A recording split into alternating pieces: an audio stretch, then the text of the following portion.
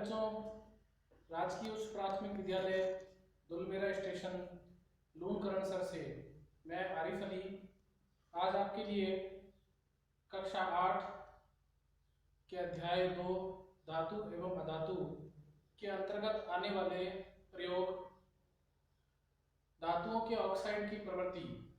धातुओं के ऑक्साइड की प्रवृत्ति कैसी होती है? अम्लीय होती है या क्षारीय होती है? इसको हम इस प्रयोग के माध्यम से समझने की कोशिश करेंगे। इस प्रयोग को करने के लिए हमने मैग्नीशियम धातु का रिबन इसको काम में लेंगे। मैं इसके एक छोटे टुकड़े को तोड़कर अलग कर लेता हूँ। इसके अतिरिक्त मुझे नीले लिटमस पत्र की आवश्यकता होगी और लाल लिटमस पत्र की आवश्यकता होगी। 2 ट्रे लिए हमने। इसके अतिरिक्त पकड़ने के लिए चिमटी, मोमबत्ती, माचिस, बीकर में पानी, ये सब चीजें हमें इसकी आवश्यकता होगी। बच्चों, पहले से आप इस बात को ध्यान रखें, यह प्रयोग कभी भी आपको अकेले नहीं करना है, क्योंकि इस प्रयोग में मैग्नीशियम धातु के रिबन को जलाना पड़ता है और बहुत गर्म होता है ये, तो आपको कभी भी यह प्रयोग अकेले में नहीं करना है, अपने शिक्षक के साथ में इस प्रयोग को करना है। इस प्रयोग को करने के लिए मैग्नीशियम धातु के रिबन को हम जलाएंगे।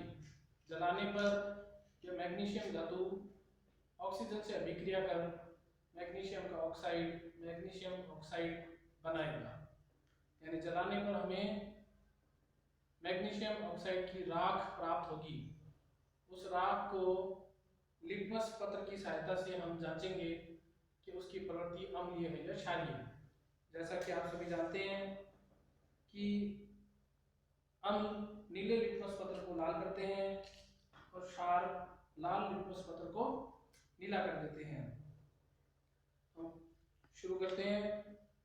इस प्रकार से सावधानी के साथ में हम इस मैग्नीशियम धातु के रिबन को जलाने की कोशिश करते हैं।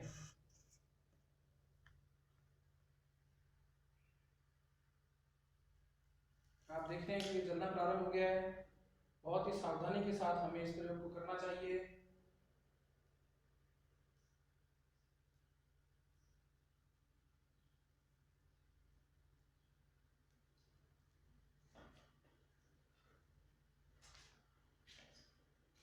स्प्रे को थोड़ा ठंडा होने देते हैं।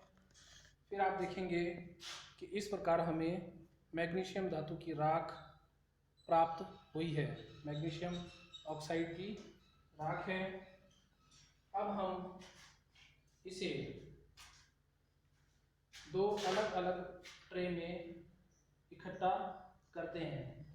थोड़ी हम इस ट्रे में इकट्ठी लेंगे और थोड़ी हम दूसरे ट्रे में लेते हैं।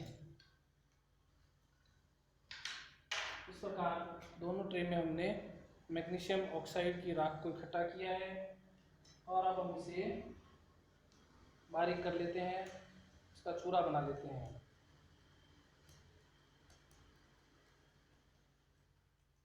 चूरा बनाने के बाद हम इसमें थोड़ा सा पानी मिलाएंगे ताकि ये घुलित अवस्था में आ जाए।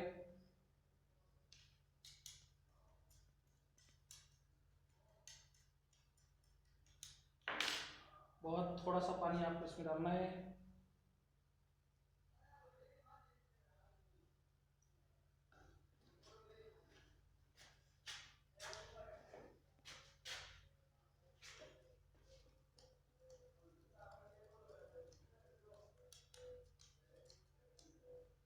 अब हम इसमें एक लाल लिटमस पत्र डालकर छोड़ देते हैं।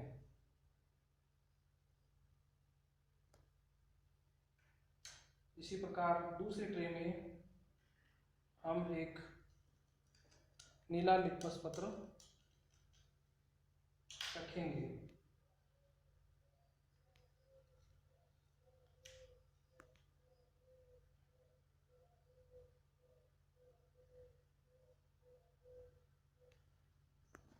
और कुछ देर तक हम इसको ऑब्जर्व करेंगे।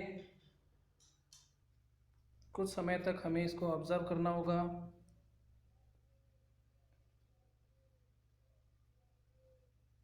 आप देख रहे होंगे लाल लिटमस पत्र धीरे धीरे नीला होता दिख रहा है।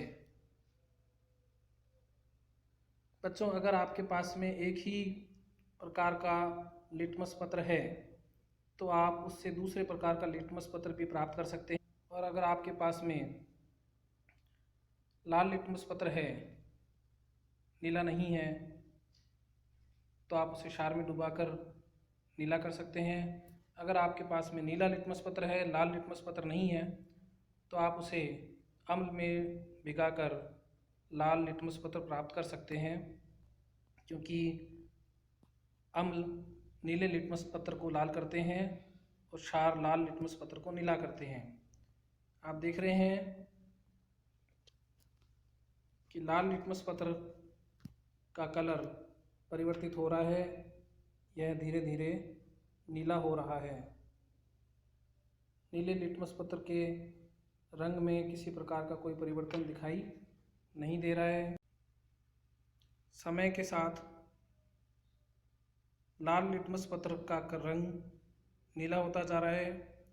हम इसे और कुछ समय तक ऑब्जर्व करेंगे। बच्चों, इस प्रकार हम देख रहे हैं कि लाल लिटमस पत्र नीले कलर का हो गया है और नीले लिटमस पत्र के रंग में किसी प्रकार का कोई परिवर्तन नहीं आया है। इससे हम यह निष्कर्ष निकाल सकते हैं कि धातुओं के ऑक्साइड की प्रवृत्ति क्षारीय होती है, क्योंकि क्षार लाल लिटमस पत्र को नीला करते हैं